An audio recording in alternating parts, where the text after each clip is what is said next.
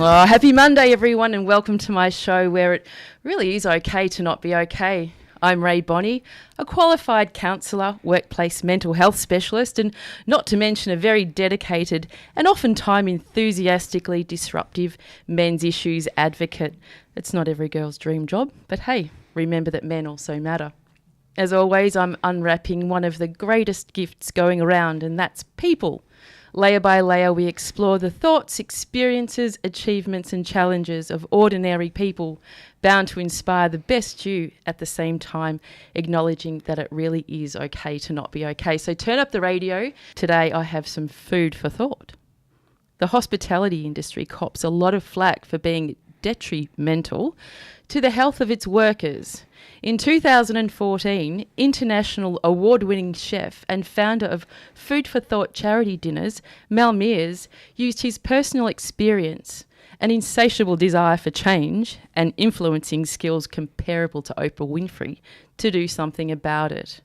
Food for Thought was created to help raise awareness about mental health challenge in the hospitality industry and to support people in managing better. Now, 4 years ago, Mel started with a single dinner here in Melbourne and recently sold out events in Melbourne, Sydney and Brisbane, and there is so much more to come.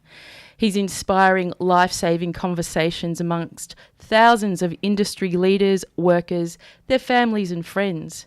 And the generosity of the industry means that everything for all of his events is donated, and that includes everything from top-notch chefs, amazing venues, and food and wine that's just divine. Every cent of proceeds goes to organisations like Beyond Blue and Are You OK to help them with the amazing work that they do. So all the way from the Apple Isle in Hobart, Tasmania, this man is no flash in the pan. May I present Mel Meiers. Hey, welcome to the show, Mel. Hey, Ray, how you going? Do you see everyone out there cheering on? It's a bit daunting. It is a bit daunting, isn't it? All that empty carpet. Now, we met earlier this year over the phone when we were in discussion separately with Mental Health Victoria about doing some work independently with them through Peter Attard. And I remember our first conversation because it went for about 2 hours. It's lovely to connect with like-minded people and people who aren't necessarily doing the same thing, but they have the same sort of aligned passion, and the goal ultimately is the same. It's all about people, isn't it? Yeah. Doesn't matter where you sit. It just so much happens that when we're looking at industry-specific challenges, there are some differences and requires a little bit more of a specific attention, doesn't it? Yeah, it's all about how to apply similar things to different different things, just to make them a little bit more specific for certain industries, certain areas. And one of the things we've been chatting about also is that, and I mentioned this in my intro, that the hospitality industry does get a fair amount of flack for not being kind to its people.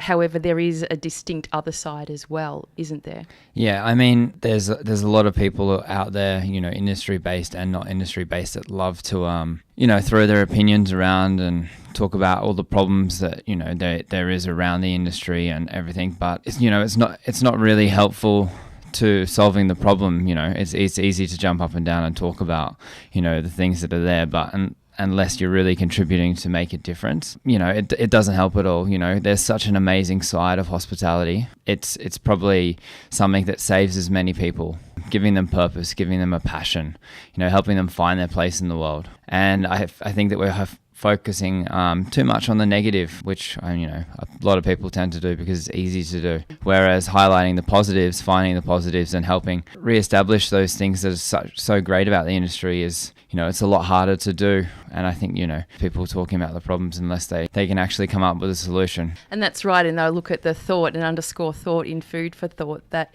if we were all a little bit more thoughtful about what's going on, like things like how many people globally does the hospitality industry employ for so many different reasons. So the likelihood of people having challenges and issues is more likely just because of the population of people in it. But yesterday we had a great experience in hospitality. Yeah. And I picked you up from Melbourne Airport and we travelled down or up across to the Yarra Valley, to the Yarra Ranges, to Oak Ridge Wines, and we had lunch there. And, we were very well looked after by Matt Stone and George Wintle, of course, and I think Joe Barrett was away yesterday, but the experience of not being served but being in hospitality was very evident there, the feeling of being cared for. Yeah, and I mean, it's such a beautiful setting, and, the thought that goes into everything around there. And yeah, just being, it's more of like a facilitation rather than like a stuffy sort of, service. You it's like being welcomed into someone's living room. And I think those are definitely the best experiences that you get in hospitality. But that goes both ways, doesn't it? If you think about the people that we saw yesterday, the people that were waiting on our table, the people in the kitchen, the front of house, even in the tasting bit, was that called? Yeah, and the one, I guess the tasting room, yeah. Happy people, looked super engaged, happy to be there, wanting to go over and above. And that's a workplace that creates an environment that supports how people are feeling. Yeah, and I mean, it's you can generally tell that everyone was sort of happy to be there. Even the girl who was serving us the wine, her passion for wanting to. Maddie. Yeah, Maddie, like her knowledge about the wines, and the way she spoke about them, and wanting to learn more about them, and taking us through the different characteristics. You could tell she was genuinely happy to be there, and her bubbly personality, really made the lunch. And interestingly, though, Mel, is that Maddie's studying something different at university. So this isn't her career. This isn't her career path. This is the role that she's taken to help her achieve that. But she's no less, as you said, she's no less passionate about what she's doing at the moment. And I think that's really inspiring. Yeah, no, totally. And I mean, I guess that's, where a lot of people in hospitality sort of, come through, and we're lucky enough that like me, I fell into hospitality while I was doing something else. Yes. Just as a way to pay the bills, and I know that there's a lot of stories out there like that where, someone will do either cookery or front of house while they're getting their law degree or anything, because they never make it to the bar. They make it to a different kind of bar, don't they? Yeah. Now we are going to talk about food for thought in a lot more detail and what brought you there. But before we do, one of the reasons, apart from coming on to my amazing show here at 3WBC, you're here in Melbourne to attend event, or to be the draw card for an event tonight at Little Creatures in Geelong. It's a fabulous fundraising evening. It's called Open Up a Little, Dinner for Mental Health, and it's hosted by Little Creatures in Geelong alongside Give Where You Live, Are You OK, and Bay 93.9 FM, which is that a competitor to us? I don't think so. It's too far away. It's not too late to purchase some tickets, so you can go on to www.openupalittledinner.eventbrite.com. If you missed that, repeat that later in the show. So how does this tie in, this particular event tonight, to Food for Thought? Well, actually, it was...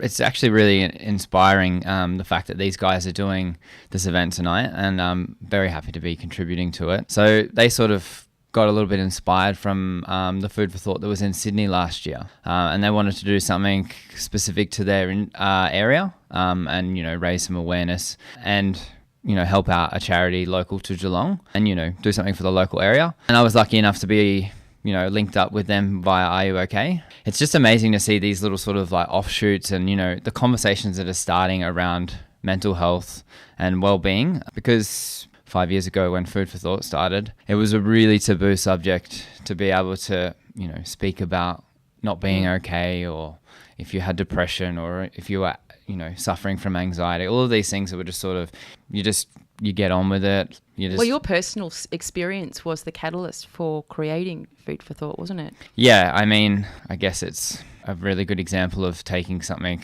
bad and turning it into something good. I wouldn't wish it upon anyone, but it was really a catalyst for change in me personally, as a way to sort of combat my own help, and it sort of just opened my eyes to the help that was available. Can you walk us through what happened? Well, I mean, I had been suffering for years on and off with anxiety. I didn't really understand what was going on. It led to, a busy Friday, Saturday night, being quite nervous to the point where I had to be physically sick before a service. Yeah, and then not really understanding that, not really knowing where to get help. And then, one thing led to another. I threw everything at my career a little bit, I didn't really have anything to go back on. And then when the anxiety got worse, and then I was having I'd have a bad day at work, didn't really have anything else to fall back on. Yeah, you sort of hit rock bottom. And then that led to the start of suffering from, depression. And then I just ended up in a cycle that was, a perfect storm for all the wrong reasons.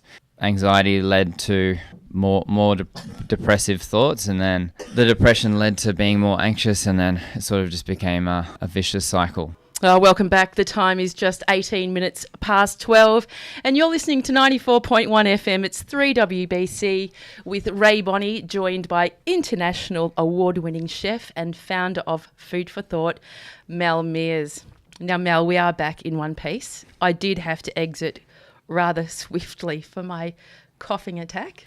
It's okay. So, right in the middle of your very descriptive, very personal account of where you were at that time of your career, and you just got to the point of disclosing about your anxiety and how far down the track that got. I'll let you continue. Yeah. Well, yeah, I mean, I'd suffered for a really long time, and then I was sort of at a point where I didn't really have any...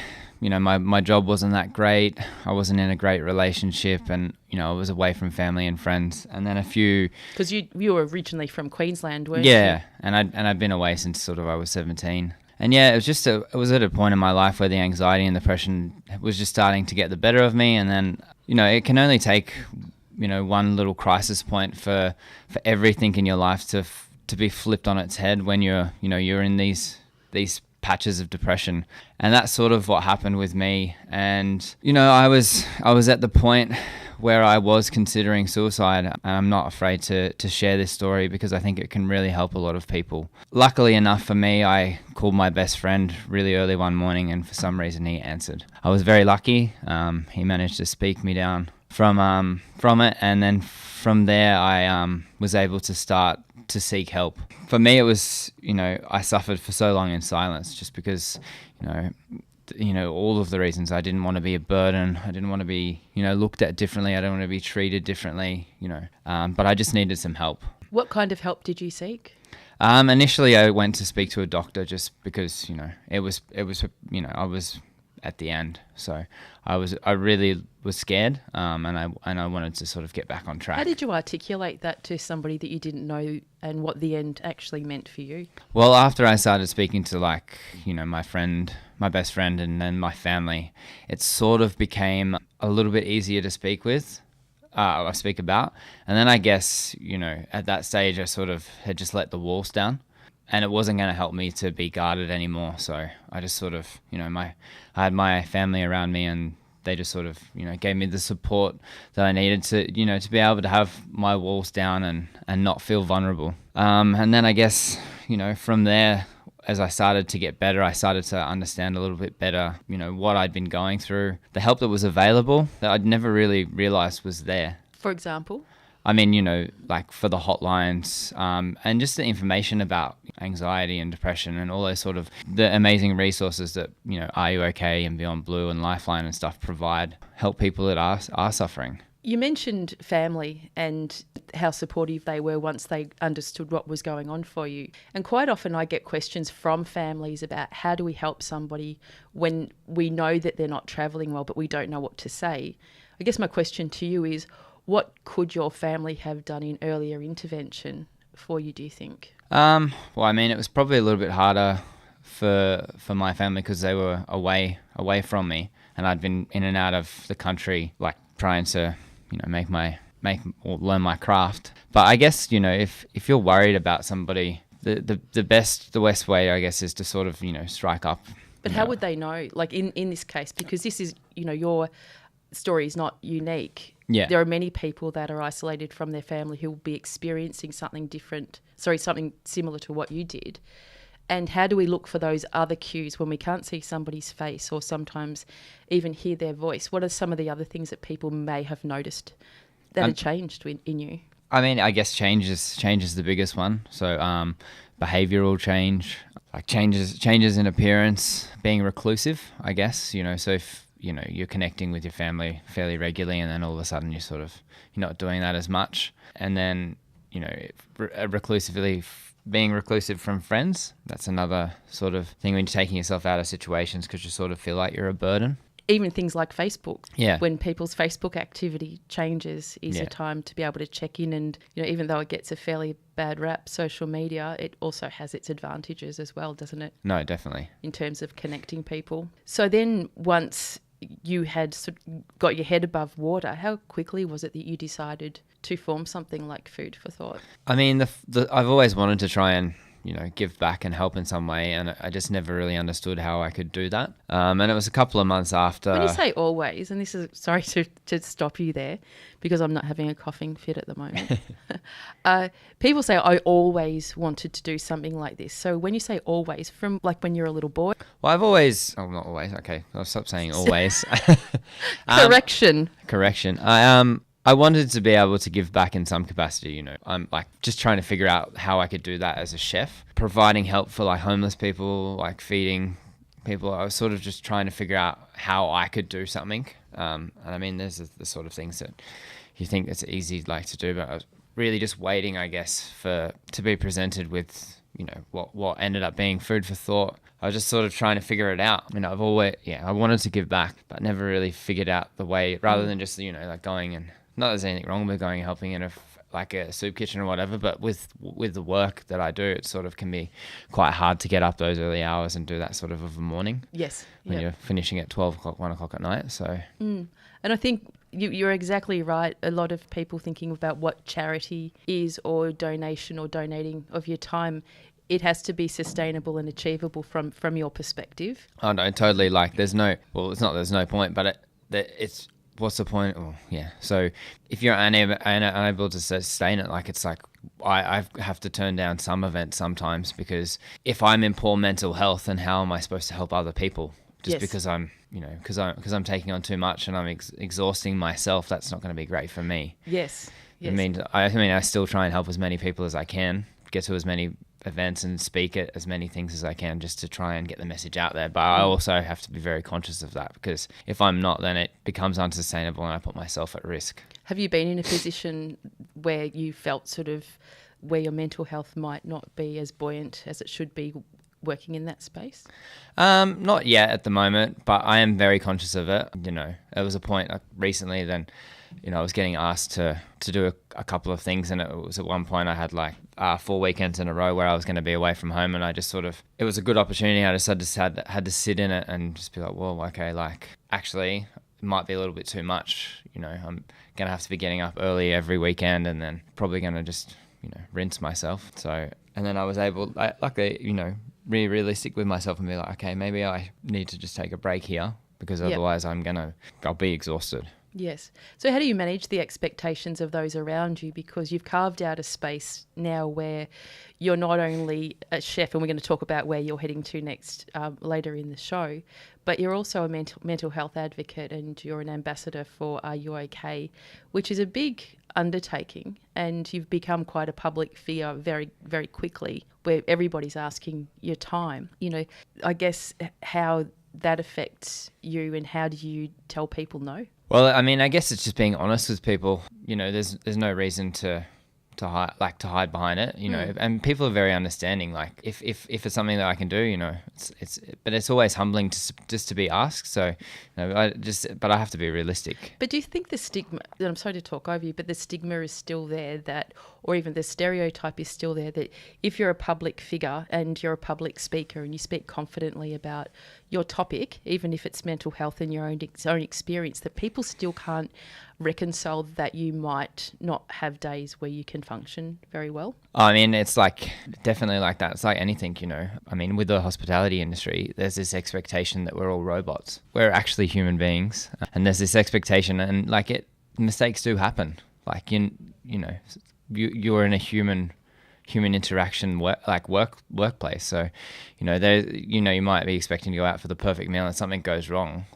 but you sort of that's part of it. It's not great if it happens to you, but obviously you know or any restaurant or any like reputable business is going to try and make sure that any mistake that happened is going to be made up for. It's what you do in that moment, though, isn't it? Yeah. I know that I've been in establishments where things haven't turned out like I expected, but the response to it has been so beautiful and appropriate, and not being overly apologetic, but just acknowledging, you know, that time, and it's actually made the night. Yeah, and that's the thing, is being open to it, because you know that's the biggest thing. Like we're not robots, like, you know, people in hospitality, and like front of house is definitely one of the hardest jobs that you can ever do. Like, you know, I love interacting with the customers, but I'm lucky enough to be able to get back into the kitchen as soon as that interaction's over with. You know, if you're having a bad time, or if you're suffering from anxiety or depression as a front of house person, you sort of have to wear a mask to hide that, because, you know, the last thing you want to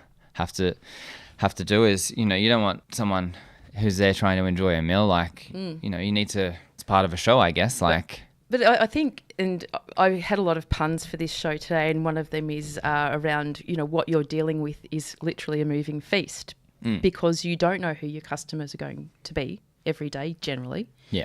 So, and you don't know what they're bringing with them either. So, you know, people, you know, see often a lot of couples, I shouldn't say a lot of couples, that sounds like forever, but, you know, couples who have public arguments at restaurants and end up, one walks out, and, you know, you don't know what's going on for somebody about what their expectations of the experience is. So it's hard to kind of, I guess, manage that bit. I read something yesterday, which I posted on Facebook, about the expectation of customers and how customers behave in establishments is a thing as well, because that does affect the mental health and well-being of people working, like, as you said, you know, front of house people, chefs, who are delivering. Yeah, I mean, like, that's, I guess, customer behaviour can definitely play a part in someone's mental health, because, you know, there is so many moving parts that go into making a restaurant, you know, work. Hours and hours of, you know, labour and passion and everything that go into, you know, making a meal or, you know, creating an experience. It's just not about the food, or it's not just about the wine. It's the whole experience when you go to a restaurant. And, you know, realistically, I mean, I read the same thing, and like the guy made a very good point, that you know, you're basically in somebody's house. So, you know, you wouldn't go to a friend's house, and then after they've, you know, cooked you a 3-course meal or whatever, you just sort of like bang the cutlery down and say, well, this isn't very good, for lack of swearing emphasization. But, you know, you're not going to do that to like somebody who you've just gone to their house for an intimate deal. But people generally have this sense of entitlement that they can do it at a restaurant, or even worse, they keyboard warriors that get on Google or TripAdvisor and think that they you know, they can throw a spray at a restaurant. You know, it's you know, so many different people's livelihood. Like, it sort of comes to the thing where, like, if you can't say something nice, just don't say it. Well, that's right. And I don't know why it changes, like, as you described, in a social setting at home, you wouldn't do that. No. But so why does it give us license when we're in a, you know, in a restaurant, or, you know, in my position in workplaces? Workplaces create a very different environment to a social setting where everyone's behaviour is different. So I think being a bit more mindful, and again back to food for thought, that word thought, you know, being thoughtful as opposed to being thoughtless can make a really big difference. Yeah. We did play a song before to cover up my coughing fit, which was Sonia Dada, You Don't Treat Me No Good. And we were driving along yesterday, because I think in total we spent maybe about 5 or 6 hours in the car, driving from Melbourne Airport to Tullamarine to Little Creatures in Geelong. And you said to me, you stopped, you went, wow, this is a Mel song. And I said, oh, wow, I didn't expect that, because it was probably made before you were born. Yeah, it's definitely a Mel song. I'm sure anyone at Franklin can attest to that. Why is it? I don't know. It's like a really good tune. I guess just reminds me of my childhood growing up, listening to music with mum at home. Yeah, just like, it's super catchy. Yep. It's good to sing along to as well. Well, another mutual band that we both really love is a band called Kiss. Played a bit of them as well in the car yesterday. So we're going to go just to another quick break, because when we come back, I want to talk more about your international experience and your beautiful fiancée, Kate, and how Kate and you work together to create experiences for people, not only here in Australia, but all over the world, and how that plays out in your relationship and, you know, how you manage that when you're travelling all over the countryside. Yep. How does that sound? Sounds good. Great. Well, we'll be right back after this break. Welcome back. You're listening to 94.1 FM.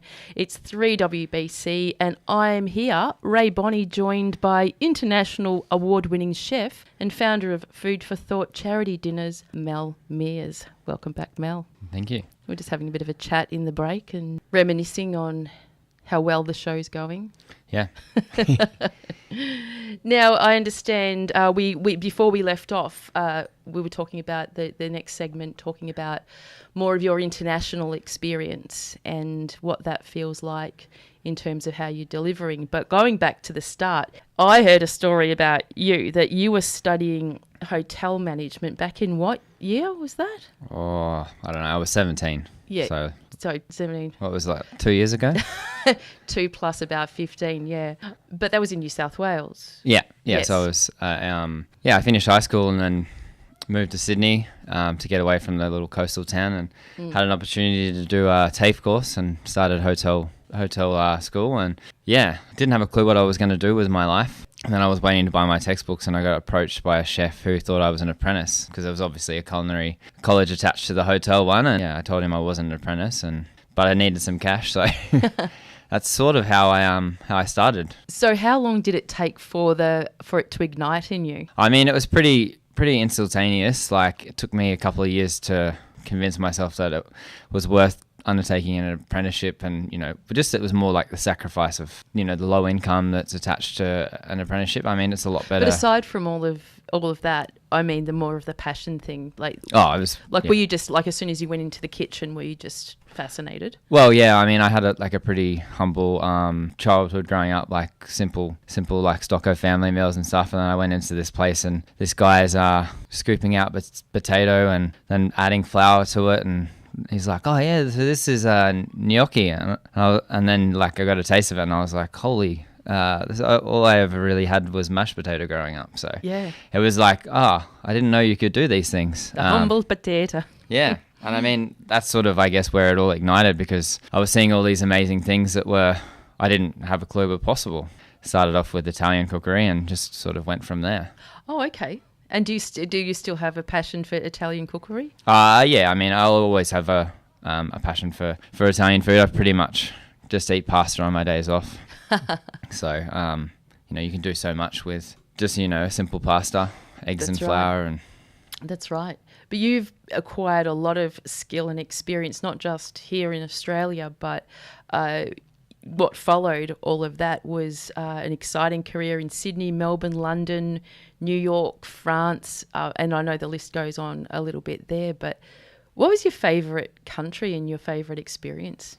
I mean, they've all really taught me something, but I mean, probably the best experience at the moment would have to have been like the 9 months last year. We were in Europe and we got invited to take the food wine pop-up, which is another thing that I do in my spare time. Well, that's right. You might need to rewind a little bit there, because as well as Mel being an internationally award-winning chef, we mentioned his beautiful fiancée Kate earlier in the show, who's do we say sommelier? Yeah, sommelier. Yeah. Sommelier. Did I pronounce it correctly? Yeah, all wine babe.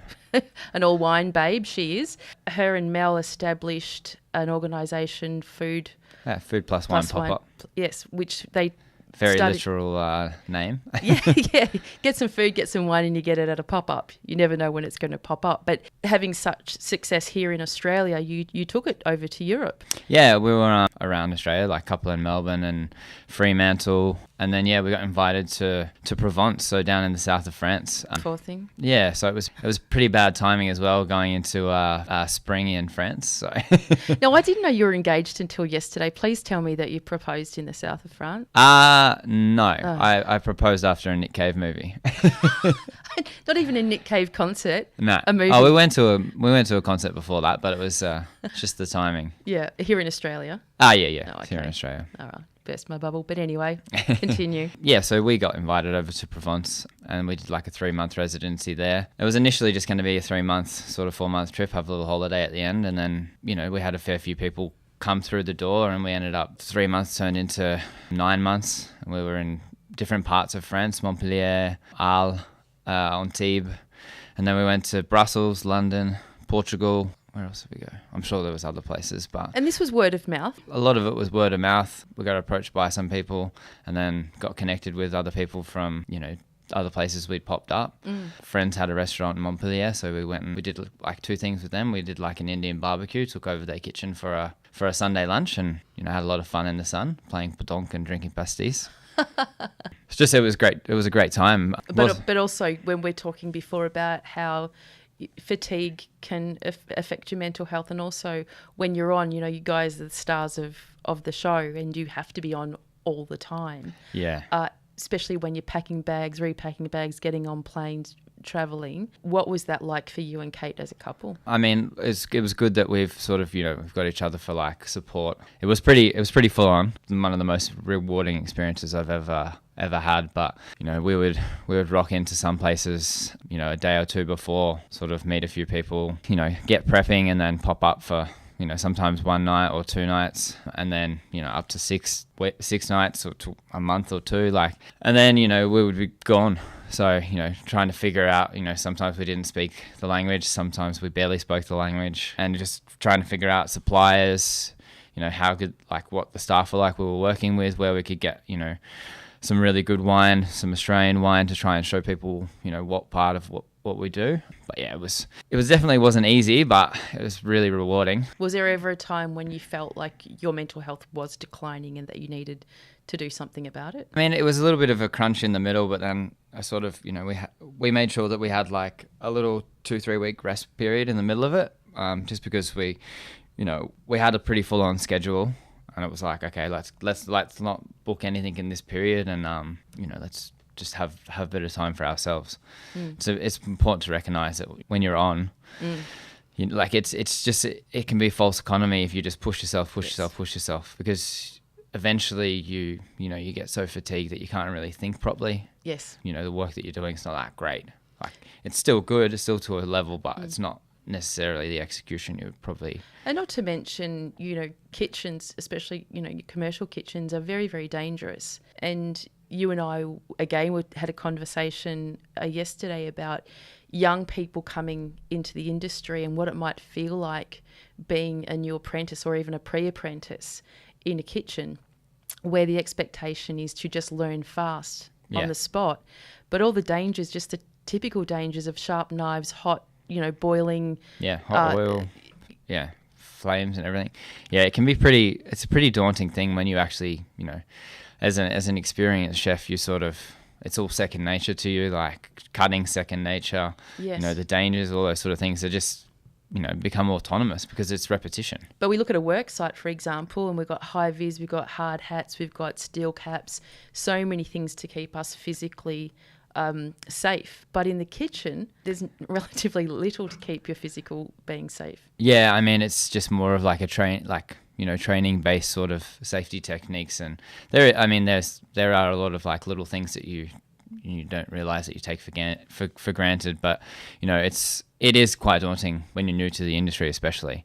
And it's something that's most chefs don't even consider when they're trying to teach somebody how to learn how to cook. You can teach somebody 3 or 4 times how to debone a quail, and then you're sort of like, well, I've shown you, and you've done it a bit shown now. You twice. Yeah. You've done it 2,000 times. Yeah, I mean, at least. But then you sort of, if you really put yourself in that person's position, which I actually got the chance to do that recently, and thought about what it was like to be an apprentice. You're not actually just learning how to cook. Often you've just finished school. You might have moved away from home. It means you've left your school friends behind. You're trying to figure out who you are as an adult, and then you go into this environment where it's like fast, bustly. You don't even really know how to hold yourself as an adult. And then you've got somebody trying to teach you how to cook, and you don't even know how to talk or walk or hold yourself as a chef. And I think it's important to take note of like that sort of feeling, because I mean, when you get to I'm still learning myself, and I hope that I never stop learning, and I don't think it's possible to ever know everything, but like you sort of forget what it's like at that initial initial point, and you just sort of, it's not even about cooking at that point, because you're scared of saying the wrong thing, you're scared of like bumping, and there's all this like worry and doubt, and you just sort of, you know, as a manager, you need to be able to recognize that it's not just about cooking. Or a leader. Yeah. Leading by example, and yeah, you know, in that high pressure environment, especially when service is on and you've got to deliver, it can be quite difficult, I imagine, to give that time and space to somebody who might need it.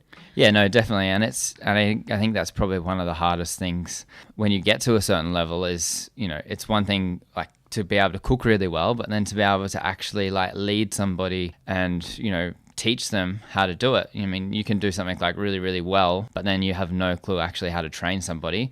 You're just like, well, I don't understand. I've told you what to do, but there's some little like step, like little idiosyncrasy that you know, is so autonomous with you that you don't realize, and that's the bit that you haven't actually explained to them properly. And that's where it's not really their fault. It's your fault as a leader and as a manager that you're not able to get the best out of people. Which is key. Well, I have a question for you, and I ask many of my guests a similar question, but based on what we're talking about now, what would you say to a 17-year-old Mel Meiers now, if you could, in retrospect? Around guidance and advice. I mean, I think I would just, I don't think I would want to change the path that I went on at all. Even the sticky bit? Even the sticky bit. Yep. I like, you know, if I gave myself advice to avoid that part of my life, then, you know, who would be doing what I'm doing now? And the other thing is that there's no guarantee that... Gordon Ramsay, maybe? Maybe. But yeah, there's no guarantee that I wouldn't have ended up there anyway. I guess I would just tell 17-year-old Mel, like, you know, go buy as many cookbooks as you can, read as many cookbooks as you can, and learn as much as you can, because at the end of the day, like, the more experience you get and the more experience you have and the more knowledge you have, there's going to be a point where everything clicks, and, you know, it's just following recipes in the end. Do you have a favourite cookbook, or like a Bible? Oh, I have too many. Off the top of my head, if you had to make me choose one book, probably the 11 Madison Park book, always going to that. But then like the Key Cookbook, like Peter Gilmore's an amazing chef, and like his philosophy and like how it's just, the guy's amazing. He's definitely up there. Yeah, it's interesting because I know quite a few chefs and they all have cookbooks, like millions, not millions of them, but lots of them. As many as they can. So what's the difference between holding a cookbook and just reading it online? Oh. Here we go, another hour of the show. Sorry, Ken. I don't know. There's just something about it. Like, I've thought about this, and I could never really like, if I could change and have all of the cookbooks like in my phone, I don't think I would. It's just something so nice about holding a cookbook in your hand and sitting down and like turning the pages, like having something tactile. I don't know. I guess I'm a very like tactile, like touchy person. But yeah, I don't think I could. I don't know. It just makes me feel gross thinking about like flicking through my phone, looking at a cookbook. Yeah. I think it's the same for many people, even with books. I think they're making a bit of a comeback now. I take public transport a lot and notice there's a big trend of people holding books again, which is really cool. Yeah. I mean, yeah, it's just so nice to have something in your hand that you can curl up with. Yeah. Well, this is going way too fast, as always, Mel. We knew it was going to, and we probably haven't covered nearly as much as we would like to. But we are both heading off to Geelong shortly and to the Little Creatures event, which you can do a bit of an intro for now. Yeah. Well, I mean, it's going to be an amazing event. I'm pretty stoked to be able to cook and speak. We're going to have an open panel discussion surrounding mental health, touch on the industry, and, you know, it's not just about hospitality, but I mean, this is a medium in which we all have experience, and, you know, it's the same reason why Food for Thought came to be. It's what I know how to do, and that's how I can, you know, help people the best that I can, because I know that it's something that I can do well. And Little Creatures is a fantastic venue. We went there last night. It's amazing. We're both like going, wow, is that it? Yeah, well, I think so I'm hoping to go on the tour and have a look at a bit of the history, but I think it was like the place was like used for wool and then like carpet, and then now they've converted it into a brewery. It's a ridiculously beautiful old building. Like, yeah, it's just insane. Yeah. Anyone who has the chance, you should just go there tonight at 6 p.m, jump online, buy your tickets on Eventbrite, and the dinner is called Open Up a Little. Open Up a Little, supported by a lot of people in the Geelong community, which is all on my Facebook page. And if you want to have a look, just go to Rae Bonney on Facebook and you will see the page for the show and see where to get tickets on that. So hope to see you all there tonight. But Mel, what's up next for you and Food for Thought? Well, Food for Thought. So Food for Thought is, it started off massively to 2018. We have our November campaign. That's the annual part of it. In February, we actually held a new event and had a cocktail party for 300 people in Melbourne down at Arbury Bar on the water on the Yarra. And we made heaps of awareness around that and raised a lot of cash for Are You OK and Beyond Blue. This year, to continue that, it's the first time that Food for Thought is going international. It's going over to Auckland in October.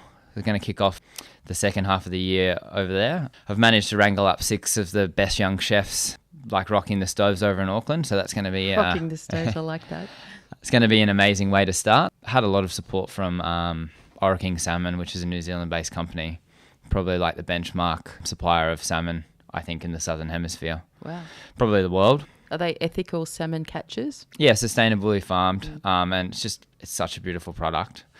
And then after that, we're going to be coming back to Australia, and it's just putting together the program at the moment, but we're going to be continuing the Sydney, Melbourne and Brisbane dinners again this year. Looking to change the format a little bit and maybe have a cocktail party in Sydney, shake up the format and try and get some more well-known chefs as well as the younger chefs that are sort of making their own mark at the moment, and sort of like bring the industry together as a whole in Sydney and raise a heap of awareness there again. So, what's the difference between the Melbourne and Sydney chef landscape?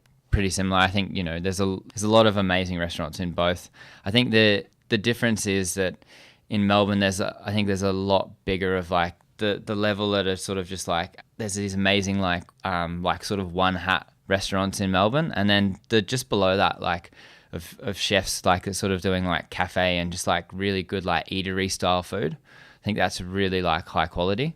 And then the Sydney dining scene's, it's always like such, so vibrant. It's very vibrant, and there's a lot of cool things happening, a lot of new places opening, and I mean the caliber of chefs in both is just amazing. Brisbane's actually like quite exciting. Yes. The things happening in Brisbane. They still can't make coffee up there though. Yeah, I know. Oh, I'm sure there's some people. No, there is. And speaking of great coffee, we actually just visited the Red Cup Cafe up the road here from the studios of 94.1 FM, 3WBC, and we had a little bit of breakfast and some coffee and some really lovely service. And it was just a bit of a shout out to them to say thank you for that, because it put us in quite good stead actually almost made me choke to death upon reflection, but no, a great experience of hospitality. Now, coming up next, we do have the divine Ken Lyons. He's back from his Vietnamese adventures. He's presenting his health program, and stick around after that for Michelle Cicado's light classical show. I saw that she just entered the building as well.